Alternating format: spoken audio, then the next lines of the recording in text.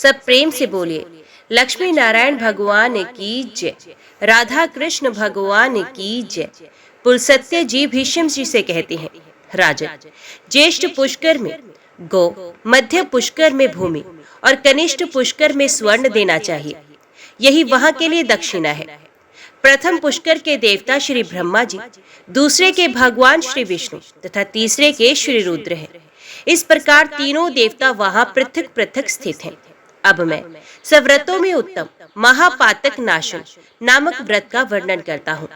ये भगवान शंकर का बताया हुआ व्रत है। रात्रि को अन्न तैयार करके कुटुंब वाले ब्राह्मण को बुलाए और उसे भोजन कराकर एक गो, स्वर्ण में चक्र से युक्त त्रिशूल तथा 2 वस्त्र, धोती और चद्दर दान करे।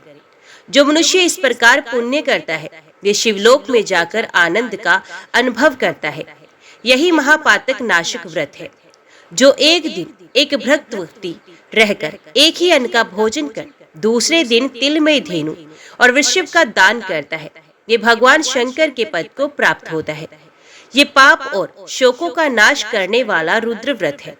जो 1 वर्ष तक एक दिन का अंतर दे रात्रि में भोजन करता है तथा वर्ष पूरा होने पर नील कमल, स्वर्ण में कमल और चीनी से भरा हुआ पात्र एवं बैल दान करता है, ये भगवान श्री विष्णु के धाम को प्राप्त होता है। ये नील व्रत कहलाता है। जो मनुष्य आषाढ़ से लेकर 4 महीनों तक तेल की मालिश छोड़ देता है और भोजन की सामग्री दान करता है, वे भगवान श्री हरि के धाम में जाता है। ये मनुष्य को प्रसन्न करने वाला होने के कारण प्रीति व्रत कहलाता है। जो चैत्र के महीने में दही, दूध, घी और गुड़ का त्याग करता है और गौरी की प्रसन्नता के उद्देश्य से ब्राह्मण दंपत्ति का पूजन करके उन्हें महीन वस्त्र और रस से भरे पात्र दान करता है, उस पर गौरी देवी प्रसन्न होती हैं। ये गौरी व्रत भवानी का लोक प्रदान करने वाला है। जो आषाढ़ आदि चातुर्मास्य में कोई भी फल नहीं खाता तथा चौमासा बीतने पर घी और गुड़ के साथ 1 घड़ा एवं कार्तिक की पूर्णिमा को पुनः कुछ स्वर्ण ब्राह्मण को दान देता है, वे रुद्र लोक को प्राप्त होता है। ये शिव व्रत कहलाता है।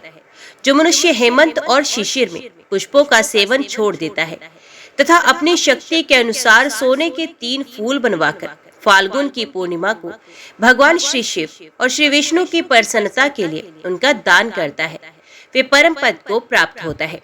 ये सौम्य व्रत कहलाता है। जो फाल्गुन से आरंभ करके प्रत्येक मास की तृतीया को नमक छोड़ देता है और वर्ष पूर्ण होने पर भवानी की प्रसन्नता के लिए ब्राह्मण दंपत्ति का पूजन करके उन्हें छैया और आवश्यक सामग्रियों सहित गृहदान करता है, वे 1 कल्प तक गौरी लोक में निवास करता है। इसे सौभाग्य व्रत कहते हैं। जो द्विज 1 वर्ष तक मौन भाव से संध्या करता है और वर्ष के अंत में घी का घड़ा, 2 वस्त्र, धोती और चद्दर, तिल और घंटा ब्राह्मण को दान करता है, वे शाश्वत लोक को प्राप्त होता है, जहाँ से फिर संसार में लौटना नहीं पड़ता। ये रूप और विद्या प्रदान करने वाला सारस्वत नामक व्रत है।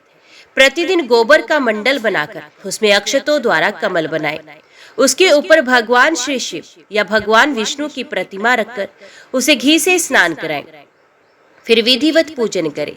इस प्रकार जब 1 वर्ष बीत जाए तब साम गान करने वाले ब्राह्मण को शुद्ध सोने का बना हुआ 8 अंगुल का कमल और तिल की धेनु दान करे।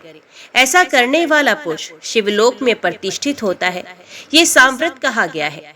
नवमी तिथि को एक भुक्त रहकर एक ही अन्न का भोजन करके कुमारी कन्याओं को भक्ति पूर्वक भोजन कराए तथा गो, स्वर्ण, सीला हुआ अंगा, धोती, चद्दर तथा सोने का सिंहासन ब्राह्मण को दान करे। इससे वे शिवलोक को जाता है, अरबों जन्म तक स्वरूपवान होता है, शत्रु उसे कभी परास्त नहीं कर पाते। ये मनुष्य को सुख देने वाला वीर व्रत नाम का व्रत है। चैत्र से आरंभ कर 4 महीनों तक प्रतिदिन लोगों को बिना मांगे जल पिलाएं और इस व्रत की समाप्ति होने पर अन्न वस्त्र सहित जल से भरा हुआ माट, तिल से पूर्ण पात्र तथा स्वर्ण दान करे। ऐसा करने वाला पुरुष ब्रह्मलोक में सम्मानित होता है। ये उत्तम आनंद व्रत है। जो पुरुष मास का बिल्कुल परित्याग करके व्रत का आचरण करे और उसकी पूर्ति के निमित्त गो तथा सोने का मृग दान करे, यह अश्वमेध यज्ञ का फल प्राप्त करता है। इसका नाम अहिंसा व्रत है।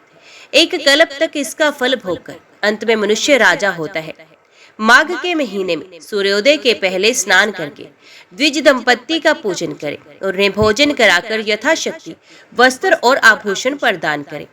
ये सूर्य व्रत है। इसका अनुष्ठान करने वाला पुरुष एक कल्प तक सूर्यलोक में निवास करता है।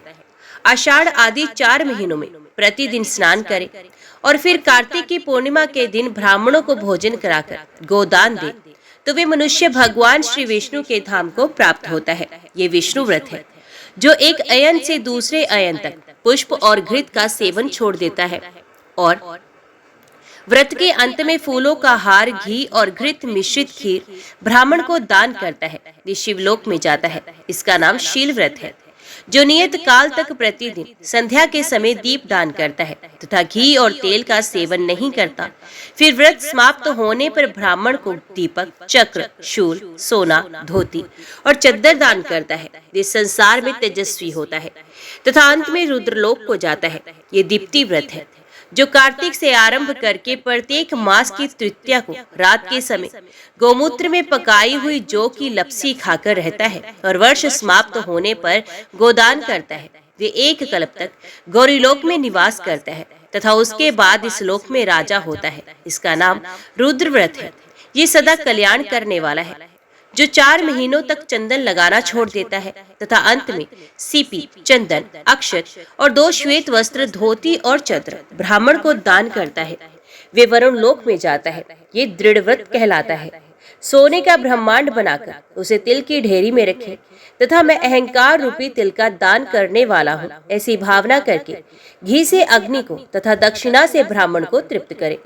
फिर माला, वस्त्र तथा आभूषणों द्वारा ब्राह्मण दंपत्ति का पूजन करके विश्वात्मा की तृप्ति के उद्देश्य से किसी शुभ दिन को अपनी शक्ति के अनुसार 3 तोले से अधिक सोना तथा तिल सहित ब्रह्मांड ब्राह्मण को दान करे। ऐसा करने वाला पुरुष पुनर्जन्म से रहित ब्रह्मपद को प्राप्त होता है। इसका नाम ब्रह्म व्रत है। ये मनुष्य को मोक्ष देने वाला है जो 3 दिन केवल दूध पीकर रहता है और अपनी शक्ति के अनुसार 1 तोले से अधिक सोने का कल्प वृक्ष बनवाकर उसे एक सेर चावल के साथ ब्राह्मण को दान करता है। वे भी ब्रह्मपद को प्राप्त होता है। ये कल्प वृक्ष व्रत है जो 1 महीने तक उपवास करके ब्राह्मण को सुंदर गोदान करता है। वे भगवान श्री विष्णु के धाम को प्राप्त होता है।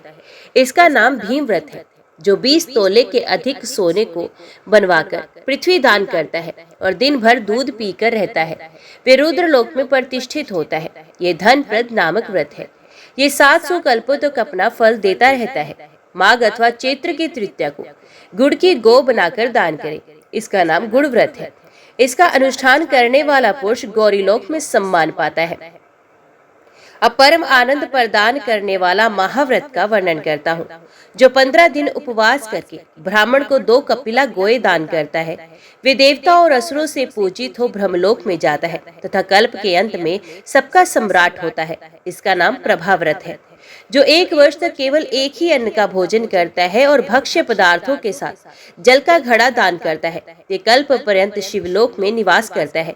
इसे प्राप्ति व्रत कहते हैं जो प्रत्येक अष्टमी को रात्रि में 1 बार भोजन करे और वर्ष समाप्त होने पर दूध देने वाली गौ का दान करता है। वे इंद्रलोक में जाता है। इसे सुगति व्रत कहते हैं जो वर्षा आदि 4 ऋतुओं में ब्राह्मण को ईंधन देता है और अंत में घी तथा गौ का दान करता है। वे परब्रह्म को प्राप्त होता है। ये सब पापों का नाश करने वाला वैश्वानर व्रत है जो 1 वर्ष तक प्रतिदिन खीर खाकर रहता है और व्रत समाप्त होने पर ब्राह्मण को 1 गाय और 1 बैल दान करता है। वे 1 कल्प तक लक्ष्मी लोक में निवास करता है। इसका नाम देवी व्रत है जो प्रत्येक सप्तमी को 1 बार रात्रि में भोजन करता है और वर्ष समाप्त होने पर दूध देने वाली गौ दान करता है। उससे सूर्य लोक की प्राप्ति होती है। ये भानु व्रत है जो प्रत्येक चतुर्थी को 1 बार रात्रि में भोजन करता है और वर्ष के अंत में सोने का हाथी दान करता है। उसे शिवलोक की प्राप्ति होती है। ये विनायक व्रत है जो चौमासे भर बड़े बड़े फलों का परित्याग करके कार्तिक में सोने के फल का दान करता है तथा हवन कराकर उसके अंत में ब्राह्मण को गाय और बैल देता है। उसे सूर्य लोक की प्राप्ति होती है। ये सौर व्रत है जो 12 द्वादशियों को उपवास करके अपनी शक्ति के अनुसार गो, वस्त्र और स्वर्ण के द्वारा ब्राह्मणों की पूजा करता है। वे परम पद को प्राप्त होता है। ये विष्णु व्रत है जो प्रत्येक चतुर्दशी को एक बार रात में भोजन करता और वर्ष की समाप्ति होने पर एक गाय और एक बैल दान करता है, उसे रुद्रलोक की प्राप्ति होती है। इसे त्रिंबकम व्रत कहते हैं। जो 7 रात उपवास करके ब्राह्मण को घी से भरा हुआ घड़ा दान करता है, ये ब्रह्मलोक को प्राप्त होता है। इसका नाम वर व्रत है। जो काशी जाकर दूध देने वाली गौ का दान करता है, वे 1 कल्प तक इंद्रलोक में निवास करता है। ये मित्र व्रत है। जो 1 वर्ष तक तांबुल का सेवन छोड़कर अंत में गोदान करता है, वे वरुण लोक को जाता है। इसका नाम वारुण व्रत है। जो चंद्रायण व्रत करके सोने का चंद्रमा बनाकर दान देता है, उसे चंद्रलोक की प्राप्ति होती है। ये चंद्र व्रत कहलाता है। जो ज्येष्ठ मास में पंच अग्नि तप कर अंत में अष्टमी या चतुर्दशी को सोने की गौ का दान करे, ये स्वर्ग को जाता है। ये रुद्र व्रत कहलाता है।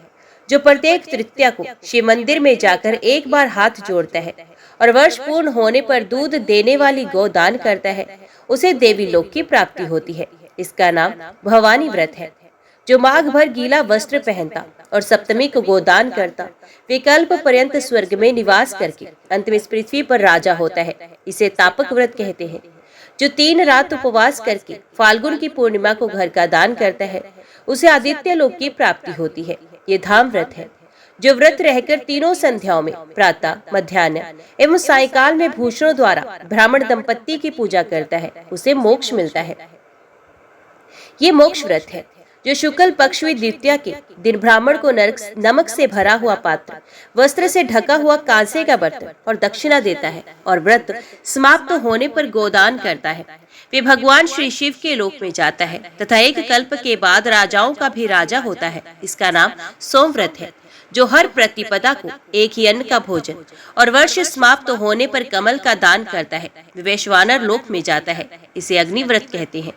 जो प्रत्येक दशमी को एक ही अन्न का भोजन और वर्ष समाप्त होने पर 10 गोए तथा सोने का दीप दान करता है, वे ब्रह्मांड का स्वामी होता है। इसका नाम विश्व व्रत है। ये बड़े बड़े पातकों का नाश करने वाला है। जो स्वयं कन्यादान करता तथा दूसरे की कन्याओं का विवाह करा देता है, वे अपनी 21 पीढ़ियों से ब्रह्मलोक में जाता है। कन्यादान से बढ़कर दूसरा कोई दान नहीं। विशेष पुष्कर में वही और वहां भी कार्तिक की पूर्णिमा को जो कन्या दान करेंगे, उनका स्वर्ग में अक्षय वास होगा। जो मनुष्य जल में खड़े होकर तिल की पीठी के बने हुए हाथी को रत्नों से विभूषित करके ब्राह्मण को दान देते हैं, उन्हें इंद्रलोक की प्राप्ति होती है। जो भक्ति पूर्वक इन उत्तम व्रतों का वर्णन पढ़ता एवं सुनता है, वे 100 मनवंतरों तक गंधर्वों का स्वामी होता है। स्नान के बिना ना तो शरीर ही निर्मल होता है और ना ही मन की शुद्धि होती है। अतः मन की शुद्धि के लिए सबसे पहले स्नान का विधान है। घर में रखे हुए अथवा तुरंत के निकाले हुए जल से स्नान करना चाहिए। किसी जलाशय या नदी का स्नान सुलभ हो तो उत्तम है। मंत्र वेता विद्वान पुरुष को मूल मंत्र के द्वारा तीर्थ की कल्पना कर लेनी चाहिए। ओम नमो नारायणाय, ये मूल मंत्र बताया गया है। पहले हाथ में कुश लेकर विधि पूर्वक आचमन करें तथा मन और इंद्रियों को संयम में रखते हुए बाहर भीतर से पवित्र रहें। फिर 4 हाथ का चौकोर मंडल बनाकर उसमें निमांतिक वाक्यों द्वारा भगवती गंगा का आवाहन करें। गंगे, तुम भगवान श्री विष्णु के चरणों से प्रकट हुई हो। श्री विष्णु ही तुम्हारे देवता हैं, इसलिए तुम्हें वैष्णवी कहते हैं। देवी, तुम जन्म से लेकर मृत्यु तक समस्त पापों से मेरी रक्षा करो। स्वर्ग, पृथ्वी और अंतरिक्ष में कुल 3.5 करोड़ तीर्थ हैं। ये वायु देवता का कथन है। माता जानवी, वे सभी तीर्थ तुम्हारे भीतर मौजूद हैं। देवलोक में तुम्हारा नाम नंदिनी और नलिनी है। इनके सिवा दक्षा, पृथ्वा, सुभगा, विश्वकाया, शिवा, अमृता, विद्याधरी, महादेवी, लोक प्रसादिनी, क्षेमा, जानवी, शांता और शांति प्रदायिनी आदि तुम्हारे अनेकों नाम हैं। जहाँ स्नान के समय इन पवित्र नामों का कीर्तन होता है, वहाँ त्रिपत गामिनी भगवती गंगा उपस्थित हो जाती है। 7 बार इन नामों का जप करके संपुट के आकार में दोनों हाथों को जोड़कर उनमें जल ले।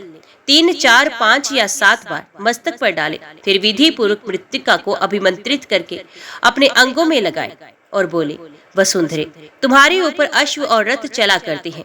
भगवान श्री विष्णु ने भी वामन रूप से तुम्हें एक पैर से नापा था। मृत्तिके, मैंने जो बुरे कर्म किए हों मैंने मेरे उन सब पापों को तुम हर लो। देवी, भगवान श्री विष्णु ने सैकड़ों भुजाओं वाले वराह का रूप धारण करके तुम्हें जल से बाहर निकाला था। तुम संपूर्ण लोगों की उत्पत्ति के लिए अरणी के समान हो। सुव्रते, तुम्हें मेरा नमस्कार है। इस प्रकार मृत्तिका लगाकर पुनः स्नान करें, फिर विधिवत आचरण करके उठे और शुद्ध सफेद धोती एवं चद्दर धारण करके त्रिलोकी को तृप्त करने के लिए तर्पण करें। सबसे पहले ब्रह्मा, विष्णु, रुद्र और प्रजापति का तर्पण करें। तत्पश्चात देवता, यक्ष, नाग, गंधर्व, श्रेष्ठ अप्सराएं, करोड़ सर्प, गरुड़ पक्षी, वृक्ष, जंभक आदि असुर, विद्याधर मेघ, आकाशचारी जीव, निराधार जीव, पापी जीव तथा धर्म परायण जीवों को तृप्त करने के लिए मैं जल देता हूँ। ये कहकर उन सबको जलांजलि दे। देवताओं का तर्पण करते समय यज्ञोपवीत को बाएं कंधे पर डाले रहे। तत्पश्चात उसे गले में माला की भांति कर ले और मनुष्यों, ऋषियों तथा ऋषि पुत्रों का भक्ति पूर्वक तर्पण करे। सनक, सनंदन, सनातन, कपिल, आसुरी, वोडु और पंचशिख ये सभी मेरे दिए जल से सदा तृप्त हो, ऐसी भावना करके जल दे। इसी प्रकार मरीचि, अत्रि, अंगिरा, पुलस्त्य, पुलहु, क्रतु, प्रचेता, वशिष्ठ, भृगु, नारद तथा संपूर्ण देव ऋषियों एवं ब्रह्मऋषियों का अक्षत से जल के द्वारा तर्पण करे। इसके बाद यज्ञोपवीत को दाएं कंधे पर, बाएं घुटने को पृथ्वी पर टेक कर बैठे। फिर अग्निश्वात, सौम्य, हविष्मान, उष्म, सुकाली, भर्षित तथा आजप्य नाम के पितरों का तिल और चंदन युक्त जल से भक्ति पूर्वक तर्पण करे। इसी प्रकार हाथों में कुश लेकर पवित्र भाव से परलोकवासी पिता, पितामह आदि और मातामह आदि का नाम गोत्र का उच्चारण करते हुए तर्पण करे। इस क्रम से विधि और भक्ति के साथ सबका तर्पण करके मंत्र का उच्चारण करे। जो लोग मेरे बांधव ना हो, जो मेरे बांधव हो तथा जो दूसरे किसी जन्म में मेरे बांधव रहे हो, ये सब मेरे दिए हुए जल से तृप्त हो। उनके सिवा और भी जो कोई प्राणी मुझसे जल की अभिलाषा रखते हो, वे भी तृप्ति लाभ करे। ऐसा कहकर उनके उद्देश्य से जल गिराए। तत्पश्चात विधि पूर्वक आचमन करके अपने आगे पुष्प और अक्षतों से कमल की आकृति बनाए। फिर यत्न पूर्वक सूर्यदेव के नामों का उच्चारण करते हुए अक्षत, पुष्प और रक्त चंदन मिश्रित जल से अर्घ दे। भगवान सूर्य, आप विश्व रूप है और ब्रह्म स्वरूप है। इन दोनों रूपों में आपको नमस्कार है। आप सहस्रों किरणों से सुशोभित और सबके तेज रूप है। आपको सदा नमस्कार है। भक्तवत्सल, रुद्र रूपधारी, आप परमेश्वर को बारंबार नमस्कार है। कुंडल और अंगद आदि आभूषणों से विभूषित पद्मनाभ, आपको नमस्कार है। भगवान, आप संपूर्ण लोगों के सोए हुए जीवों को जगाते हैं। आपको मेरा प्रणाम है।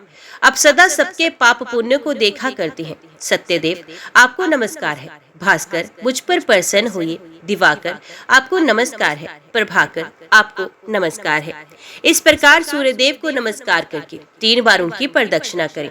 फिर द्विज, गौ और स्वर्ण का स्पर्श करके अपने घर में जाएं और वहां भगवान की पावन प्रतिमा का पूजन करें। तदंतर भगवान को भोग लगाकर बलिवैश्व देव करने के पश्चात पहले ब्राह्मणों को भोजन करा, पीछे स्वयं भोजन करें। इस विधि से नित्य क्रम करके समस्त ऋषियों ने सिद्धि प्राप्त की है। पुलस्त्य जी कहते हैं, राजन, पूर्व काल की बात है। बृहत नामक कल्प में धर्ममूर्ति नाम के एक राजा थे, जिनके इंद्र के साथ मित्रता थी। उन्होंने सहस्रों दैत्यों का वध किया था। सूर्य और चंद्रमा भी उनके तेज के सामने प्रभाहीन जान पड़ते थे। उन्होंने सैकड़ों शत्रुओं को परास्त किया था। वे इच्छा अनुसार रूप धारण कर सकते थे। मनुष्यों से उनकी कभी पराजय नहीं हुई थी। उनकी पत्नी का नाम था भानुमति। वे त्रिभुवन में सबसे सुंदरी थी। उसने लक्ष्मी की भांति अपने रूप से देव सुंदरियों को भी मात कर दिया था। भानुमति ही राजा की पटरानी थी। वे उसे प्राणों से भी बढ़कर मानते थे। एक दिन राज्यसभा में बैठे हुए महाराज धर्ममूर्ति ने विस्मय विमुग्ध हो अपने पुरोहित मुनि श्रेष्ठ वशिष्ठ को प्रणाम करके पूछा, भगवत, किस धर्म के प्रभाव से मुझे सर्वोत्तम लक्ष्मी की प्राप्ति हुई है? मेरे शरीर में जो सदा उत्तम और विपुल तेज भरा रहता है, इसका क्या कारण है? वशिष्ठ जी ने कहा, राजन, प्राचीन काल में एक लीलावती नाम की वैश्या थी, जो सदा भगवान शंकर के भजन में तत्पर रहती थी। एक बार उसने पुष्कर में चतुर्दशी को नमक का पहाड़ बनाकर सोने की बनी देव प्रतिमा के साथ विधि पूर्वक दान किया था। शुद्ध नाम का एक सुनार था, जो लीलावती के घर में नौकर का काम करता था। उसी ने बड़ी श्रद्धा के साथ मुख्य मुख्य देवताओं की स्वर्णमयी प्रतिमाएं बनाई थी, जो देखने में अत्यंत सुंदर तथा शोभाएं संपन्न थी। धर्म का काम समझकर उसने उन प्रतिमाओं के बनाने की मजदूरी नहीं ली थी। उस नमक के पर्वत पर जो सोने के वृक्ष लगाए गए थे, उन्हें उस सुनार की स्त्री ने तपाकर देदीप्यमान बना दिया था। सुनार की पत्नी भी लीलावती के घर परिचारिका का काम करती थी। उन्हीं दोनों ने ब्राह्मणों की सेवा से लेकर सारा कार्य संपन्न किया था। तदंतर दीर्घ काल के पश्चात लीलावती वैश्या सब पापों से मुक्त होकर शिवजी के धाम को चली गई, तथा वे सुनार जो दरिद्र होने पर भी अत्यंत सात्विक था और जिसने वैश्या से मजदूरी नहीं ली थी, आप ही हैं। उसी पुण्य के प्रभाव से आप सातों दीपों के स्वामी तथा हजारों सूर्य के समान तेजस्वी हुए हैं। सुनार की ही भांति उसकी पत्नी ने भी सोने के वृक्षों और देव मूर्तियों को कांतिमान बनाया था, इसलिए वही आपकी महारानी भानुमती हुई है। प्रतिमाओं को जगमग बनाने के कारण महारानी का रूप अत्यंत सुंदर हुआ है और उसी पुण्य के प्रभाव से आप मनुष्य लोक में अपराजित हुए हैं तथा आपको आरोग्य और सौभाग्य से युक्त राजलक्ष्मी प्राप्त हुई है। इसलिए आप भी विधि पूर्वक धान्य पर्वत आदि 10 प्रकार के पर्वत बनाकर उनका दान कीजिए। राजा धर्ममूर्ति ने बहुत अच्छा कहकर वशिष्ठ जी के वचनों का आदर किया और अनाज आदि के पर्वत बनाकर उन सब का विधि पूर्वक दान किया। तत्पश्चात वे देवताओं से पूजित होकर महादेव जी के परम धाम को चले गए। जो मनुष्य इस प्रसंग को भक्ति पूर्वक श्रवण करता है, वे भी पाप रहित हो स्वर्गलोक में जाता है। राजन, अन्न आदि पर्वतों के दान का पाठ मात्र करने से दुस्वप्नों का नाश हो जाता है। फिर जिस पुष्कर क्षेत्र में शांत चित्त होकर सब प्रकार के पर्वतों को स्वयं दान करता है, उसको मिलने वाले फल का क्या वर्णन हो सकता है।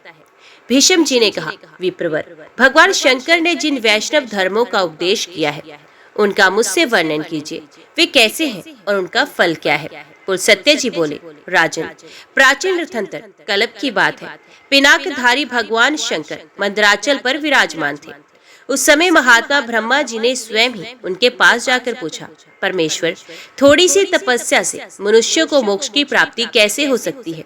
ब्रह्मा जी के इस प्रकार प्रश्न पूछने पर जगत की उत्पत्ति एवं वृद्धि करने वाले विश्वनाथ उमानाथ शिव मन को प्रिय लगने वाले वचन बोले। महादेव जी ने कहा, एक समय द्वारका की सभा में अमित तेजस्वी भगवान श्री कृष्ण विष्णुवंशी पुरुषों, विद्वानों, कौरवों और देव गंधर्वों के साथ बैठे हुए थे। धर्म से संबंध रखने वाली पौराणिक कथाएं हो रही थी। इसी समय भीमसेन ने भगवान से परम पद की प्राप्ति के विषय में पूछा। उनका प्रश्न सुनकर भगवान श्री वसुदेव ने कहा, भीम, मैं तुम्हें एक पाप विनाशिनी तिथि का परिचय देता हूँ। उस दिन विधि से उपवास करके तुम श्री विष्णु के परम धाम को प्राप्त करो। जिस दिन माघ मास की 10वीं तिथि आए, उस दिन समस्त शरीर में घी लगाकर तिल मिश्रित जल में स्नान करें तथा ओम नमो नारायणाय इस मंत्र से भगवान श्री विष्णु का पूजन करें। कृष्णाय नमः कहकर दोनों चरणों की, सर्वात्मने नमः कहकर मस्तक की पूजा करें। वैकुंठाय नमः इस मंत्र से कंठ की, श्रीवत्स धारिणे नमः इससे हृदय की अर्चा करें। फिर शंखने नमः, चक्रणे नमः, गदिने नमः, वरदाय नमः तथा सर्वम नारायणाय, सब कुछ नारायण ही है, ऐसा कहकर आवाहन आदि के क्रम से भगवान की पूजा करें।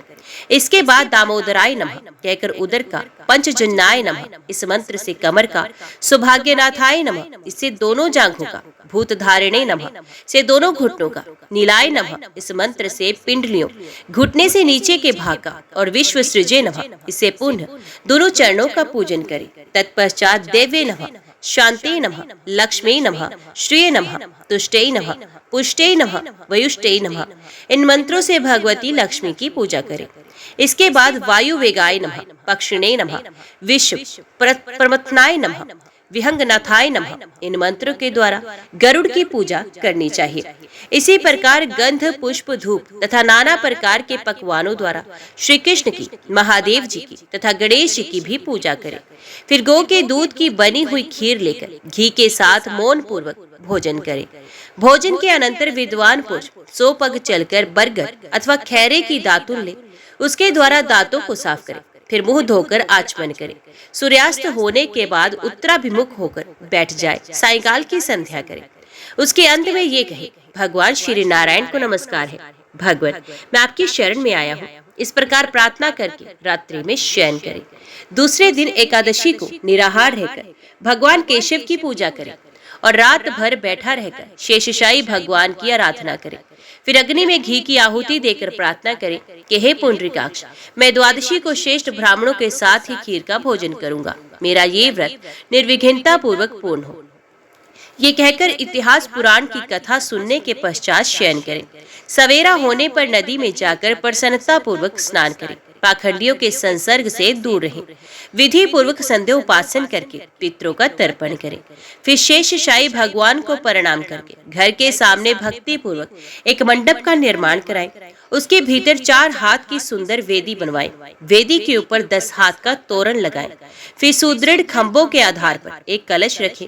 उसमें नीचे की ओर उड़द के दाने के बराबर छेद कर दें। तदंतर उसे जल से भरें और स्वयं उसके नीचे काला मृग चर्म बिछाकर बैठ जाए। कलश से गिरती हुई धारा को सारी रात अपने मस्तक पर धारण करें। वेद वेत्ता ब्राह्मणों ने धाराओं की अधिकता के अनुपात में फल में भी अधिकता बताई है। इसलिए व्रत करने वाले द्विज को चाहिए कि प्रयत्न पूर्वक उसे धारण करें। दक्षिण दिशा की ओर अर्धचंद्र के समान, पश्चिम की ओर गोल तथा उत्तर की ओर पीपल के पत्ते की आकृति का मंडल बनाएं। वैष्णव द्विज को मध्य में कमल के आकार का मंडल बनवाना चाहिए। पूर्व की ओर जो वेदी का स्थान है उसके दक्षिण ओर भी दूसरी वेदी बनाएं। भगवान श्री विष्णु के ध्यान में तत्पर हो पूर्वोक्त जल की धारा को बराबर मस्तक पर धारण करता रहे। दूसरी वेदी भगवान की स्थापना के लिए हो। उसके ऊपर कर्णिका सहित कमल की आकृति बनाएं और उसके मध्य भाग में भगवान पुरुषोत्तम को विराजमान करें। उनके निमित्त एक कुंड बनाएं जो हाथ भर लंबा, उतना ही चौड़ा और उतना ही गहरा हो। उसके ऊपरी किनारे पर 3 मेखलाएं बनाएं। उसमें यथास्थान योनि और मुख के चिन्ह बनाए। तदंतर ब्राह्मण कुंड में अग्नि प्रज्वलित करके जौ, घी और तिलों को श्री विष्णु संबंधी मंत्रों द्वारा हवन करें। इस प्रकार वहां विधि पूर्वक वैष्णव याग का संपादन करें। फिर कुंड के मध्य में यत्न पूर्वक घी की धारा गिराए। देवादिदेव भगवान के श्री विग्रह पर दूध की धारा छोड़े तथा अपने मस्तक पर पूर्वोक्त जलधारा को धारण करे। घी की धारा मटर की दाल के बराबर मोटी होनी चाहिए, परंतु दूध और जल की धारा को अपनी इच्छा के अनुसार मोटी या पतली किया जा सकता है। ये धाराएं रात भर अविच्छिन्न रूप से गिरती रहनी चाहिए। फिर जल से भरे हुए 13 कलशों की स्थापना करें। वे नाना प्रकार के भक्ष्य पदार्थों से युक्त और श्वेत वस्त्रों से अलंकृत होने चाहिए। उनके साथ चंदोवा, अदुम्बर पात्र तथा पंचरत्न का होना भी आवश्यक है। वह 4 ऋग्वेदी ब्राह्मण उत्तर की ओर मुख करके हवन करें। 4 यजुर्वेदी विप्र रुद्र अध्याय का पाठ करें तथा 4 सामवेदी ब्राह्मण वैष्णव साम का गायन करते रहें। उपयुक्त 12 ब्राह्मणों को वस्त्र, पुष्प, चंदन, अंगूठी, कड़े, सोने की जंजीर, वस्त्र तथा छैया आदि देकर उनका पूर्ण सत्कार करें। इस कार्य में धन की कृपणता नहीं करनी चाहिए। इस प्रकार गीत और मांगलिक शब्दों के साथ रात्रि व्यतीत करें। उपाध्याय, आचार्य या पुरोहित को सब वस्तुएं अन्य ब्राह्मणों की अपेक्षा दूनी मात्रा में अर्पण करें। रात्रि के बाद जब निर्मल प्रभात का उदय हो तब शयन से उठकर नित्य क्रम के पश्चात 13 गोय दान करनी चाहिए। उनके साथ की समस्त सामग्री सोने की होनी चाहिए। वे सब की सब दूध देने वाली और सुशीला हो। उनके सींग सोने से और खुर चांदी से मड़े हुए हों तथा उन सबको वस्त्र ओढ़ाकर चंदन से विभूषित किया गया हो। गौ के साथ कांसी का दोहन पात्र भी होना चाहिए। गोदान के पश्चात ब्राह्मणों को भक्ति पूर्वक भक्ष्य भोज्य पदार्थों से तृप्त करके नाना प्रकार के वस्त्र दान करें। फिर स्वयं भी क्षार लवण से रहत अन्न का भोजन करके ब्राह्मणों को विदा करें। पुत्र और स्त्री के साथ 8 पग तक उनके पीछे पीछे जाएं और इस प्रकार प्रार्थना करें, हमारे इस कार्य से देवताओं के स्वामी भगवान श्री विष्णु जो सबका क्लेश दूर करने वाले हैं प्रसन्न हो। श्री शिव के हृदय में श्री विष्णु है और श्री विष्णु के हृदय में श्री शिव विराजमान है। मैं इन दोनों में अंतर नहीं देखता। इस धारणा से मेरा कल्याण हो। ये कहकर उन कलशों, गौ, शैयाओं तथा वस्त्रों को सब ब्राह्मणों के घर पहुंचा दी। अधिक शैयाएं सुलभ ना हो तो गृहस्थ पुरुष एक ही शैया को सब सामानों से सुसज्जित करके दान कर दे। भीमसेन, वे दिन इतिहास और पुराणों के श्रवण में ही बिताना चाहिए। अतः तुम भी सत्व गुण आश्रम में मात्सर्य का त्याग करके इस व्रत का अनुष्ठान करो। ये बहुत गुप्त व्रत है, किंतु स्नेहवश मैंने तुम्हें बता दिया है। वीर, तुम्हारे द्वारा इसका अनुष्ठान होने पर ये व्रत तुम्हारे ही नाम से प्रसिद्ध होगा। इसे लोग भीम द्वादशी कहेंगे। ये भीम द्वादशी सब पापों को हरने वाली और शुभकारिणी होगी। प्राचीन कल्पों में इस व्रत को कल्याणी व्रत कहा जाता था। इसका स्मरण और कीर्तन मात्र करने से देवराज इंद्र का सारा पाप नष्ट हो गया था। इसी के अनुष्ठान से मेरी प्रिया सत्यभामा ने मुझे पति रूप में प्राप्त किया था। इस कल्याण में तिथि को सूर्यदेव ने सहस्त्र धाराओं से स्नान किया था, जिससे उन्हें तेजोमय शरीर की प्राप्ति हुई। इंद्रादि देवताओं तथा करोड़ों दैत्यों ने भी इस व्रत का अनुष्ठान किया है। यदि एक मुख में 10,000 करोड़ 1 खरब जीवाएं हो तो भी इसके फल का पूरा वर्णन नहीं किया जा सकता। महादेव जी कहते हैं, ब्राह्मण, कलयुग के पापों को नष्ट करने वाली एवं अनंत फल प्रदान करने वाली इस कल्याण में तिथि की महिमा का वर्णन यादव राजकुमार भगवान श्री कृष्ण अपने श्रीमुख से करेंगे। जो इसके व्रत का अनुष्ठान करता है उसके नरक में पड़े हुए पितरों का भी ये उद्धार करने में समर्थ है। जो अत्यंत भक्ति के साथ इस कथा को सुनता तथा दूसरों के उपकार के लिए पढ़ता है, वे भगवान श्री विष्णु का भक्त और इंद्र का पूज्य होता है। पूर्व कल्प में जो माघ मास की द्वादशी परम पूजनीय कल्याणी तिथि के नाम से प्रसिद्ध थी, वही पांडु नंदन भीमसेन के व्रत करने पर अनंत पुण्यदायिनी भीम द्वादशी के नाम से प्रसिद्ध होगी। ब्राह्मण, जो अभ्यास ना होने के कारण अथवा रोगवश उपवास करने में असमर्थ हो किंतु उसका फल चाहता हो, उसके लिए कौन सा व्रत उत्तम है, ये बताइए। भीष्म जी ने पूछा। पुलस्त्य जी ने कहा, राजन, जो लोग उपवास करने में असमर्थ हैं, उनके लिए यही व्रत अभीष्ट है, जिसमें दिन भर उपवास करके रात्रि में भोजन का विधान हो। मैं ऐसे महान व्रत का परिचय देता हूँ, सुनो। उस व्रत का नाम है आदित्य शयन। उसमें विधि पूर्वक भगवान शंकर की पूजा की जाती है। पुराणों के ज्ञाता महर्षि जिन नक्षत्रों के योग में इस व्रत का उपदेश करते हैं, उन्हें बताता हूँ। जब सप्तमी तिथि को हस्त नक्षत्र के साथ रविवार हो अथवा सूर्य की संक्रांति हो, वे तिथि समस्त कामनाओं को पूर्ण करने वाली होती है। उस दिन सूर्य के नामों से भगवती पार्वती और महादेव जी की पूजा करनी चाहिए।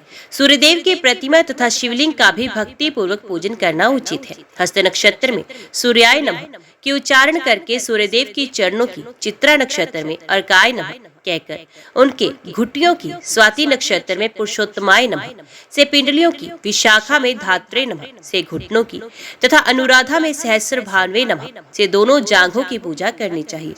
ज्येष्ठ नक्षत्र में अंगनाय नमः से गृह प्रदेश की, मूल में इंद्राय नमः और भीमाय नमः से कटभाग की, पूर्वषाढ़ा में, उत्तरषाढ़ा में त्वष्टे नमः और सप्ततुर्माय नमः से नाभि की, श्रवण में तीक्ष्णाश्व नमः से उदर की, धनिष्ठा में विकृतनाय नमः ये दोनों बगलों की और शतभिषा और नक्षत्र में धवांत विनाशनाय नमः से सूर्य के वक्ष स्थल की पूजा करनी चाहिए। पूर्वा और उत्तर भद्रपदा में चंडकाराय नमः से दोनों भुजाओं का, रेवती में सामनावधिशाय नमः से दोनों हाथों का, अश्वनी में सप्ताश्व रुंधाराय नमः से नखों का और भरणी में दिवाकराय नमः से भगवान सूर्य के कंठ का पूजन करें। कृत्तिका में ग्रीवा की, रोहिणी में ओठों की, मृगशिरा में जीवा की तथा आद्रा में हरे नमः से सूर्यदेव के दांतों की अर्चना करें। पुनर्वसु में सवित्रे नमः से शंकर जी की नासिका का, पुष्य में अम्भोरु हवलभाय नमः से ललाट का तथा वेद शरीर धारिण्य नमः से बालों का, अश्लेषा में विशुद्ध प्रियाय नमः से मस्तक का, मघा में दोनों कानों का, पूर्व फाल्गुनी में गो ब्राह्मण नंदनाय नमः से शंभु के संपूर्ण अंगों का तथा उत्तर फाल्गुनी के नक्षत्र में विश्वेश्वराय नमः से उनकी दोनों भुहों का पूजन करें।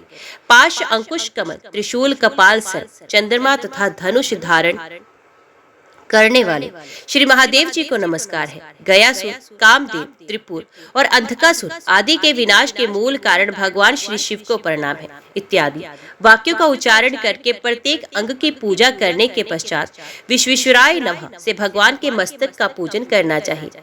तदंतर अन्न भोजन करना उचित है। भोजन में तेल और खारे नमक का संपर्क नहीं रहना चाहिए।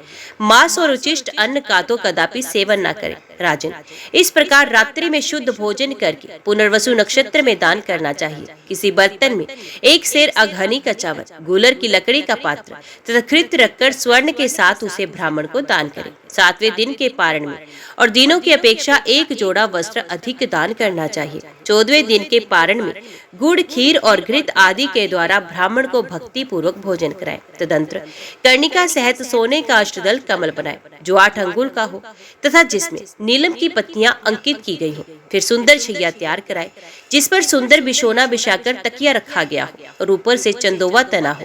छैया के ऊपर पंखा रखा गया हो। उसके आसपास खड़ाऊ, जूता, छत्र, चवर, आसन और दर्पण रखे गए हो। फल, वस्त्र, चंदन तथा आभूषणों से वे शैया सुशोभित होनी चाहिए। ऊपर बताए हुए सोने के कमल को उछैया पर रख दें। इसके बाद मंत्र उच्चारण पूर्वक दूध देने वाली अत्यंत सीधी कपिला गो का दान करें।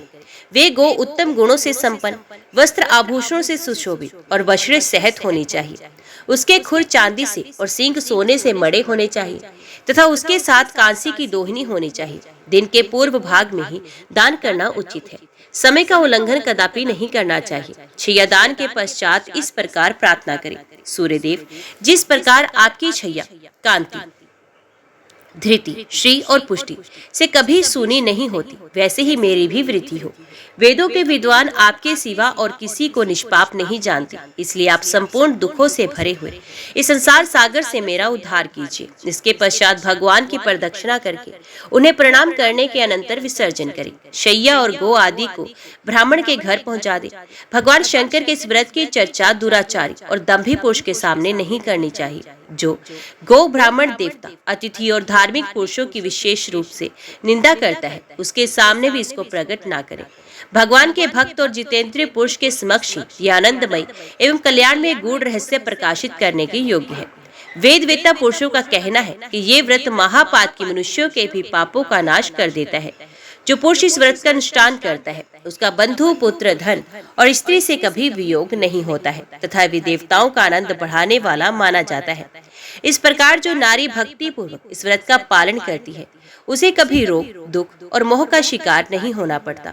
प्राचीन काल में महर्षि वशिष्ठ, अर्जुन, कुबेर तथा इंद्र ने इस व्रत का आचरण किया था। इस व्रत के कीर्तन मात्र से सारे पाप नष्ट हो जाते हैं, इसमें तनिक भी संदेह नहीं। जो पुरुष इस आदित्य शयन नामक व्रत के महात्म्य एवं विधि का पाठ करता है या श्रवण करता है वे इंद्र का प्रियतम होता है तथा जो इस व्रत का अनुष्ठान करता है वे नरक में भी पड़े हुए समस्त पितरों को स्वर्गलोक में पहुंचा देता है।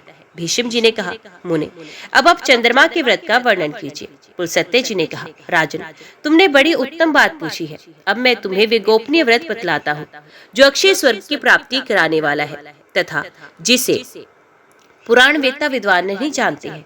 इस लोक में रोहिणी चंद्रशयन नामक व्रत बड़ा ही उत्तम है। इसमें चंद्रमा के नामों द्वारा भगवान नारायण की प्रतिमा का पूजन करना चाहिए। जब कभी सोमवार के दिन पूर्णिमा तिथि हो अथवा पूर्णिमा को रोहिणी नक्षत्र हो, उस दिन मनुष्य सवेरे पंचगव्य और सरसों के दानों से युक्त जल से स्नान करे तथा विद्वान पुरुष मंत्रों के 800 बार जप करे। यदि शूद्र भी इस व्रत को करे तो अत्यंत भक्ति पूर्वक सोमाय नमः, वरदाय नमः, विष्णवे नमः इन मंत्रों का जप करे और पाखंडियों से, विधर्मियों से बातचीत ना करे।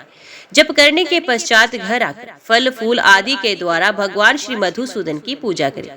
साथ ही चंद्रमा के नामों का उच्चारण करता रहे। सोमाय शांताय नमः कहकर भगवान के चरणों का, अनंत धामने नमः का उच्चारण करके उनके घुटनों का, पिंडलियों का, जलोदराय नमः से दोनों जांघों का, काम सुखप्रदाय नमः से चंद्र स्वरूप का, भगवान के कट भाग का, अमृतुद्राय नमः से उदर का, शशाक्राय नमः से नाभि का, चंद्राय नमः से मुखमंडल का, द्विज नामाधिपाय नमः से दांतों का, चंद्रमेश से नमः से मुंह का, कोमोद दवन प्रियाय नमः से ओठों का पूजन करें।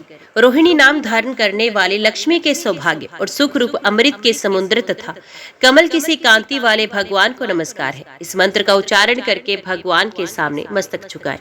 तत्पश्चात सुगंधित पुष्प, नैवेद्य और धूप आदि के द्वारा इंदुपति रोहिणी देवी का भी पूजन करें। इसके बाद रात्रि के समय भूमि पर शयन करें और सवेरे उठकर स्नान के पश्चात मंत्र का उच्चारण करके ब्राह्मण को घृत और स्वर्ण सहित जल से भरा कलश दान करें। फिर दिन भर उपवास करने के पश्चात गौमूत्र पीकर मांस वर्जित एवं खारे नमक से रहित अन्न के 21 ग्रास घी के साथ यजन करें। तदंतर 2 घड़ी तक इतिहास, पुराण आदि का श्रवण करें। राजन, चंद्रमा को कदम्ब, नील कमल, केवड़ा जाति पुष्प, कमल, शतपत्रिका, बिना कुम्हाई कब्ज के फूल, सिंधु वार चमेली, अन्यान्य श्वेत पुष्प, करवीर तथा चंपा यही फूल चढ़ाने चाहिए। उपर्युक्त फूलों की जातियों में से एक एक को श्रावण आदि महीनों में अर्पण करें।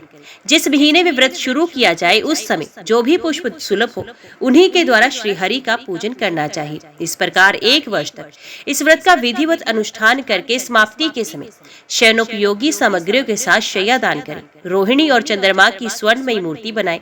उनमें चंद्रमा 6 उंगल की और रोहिणी 4 उंगल की होनी चाहिए। 8 मोतियों से युक्त श्वेत नेत्रों वाली उन प्रतिमाओं को अक्षत से भरे हुए कांसे के पात्र में रखकर दुग्धपूर्ण कलश के ऊपर स्थापित कर दी।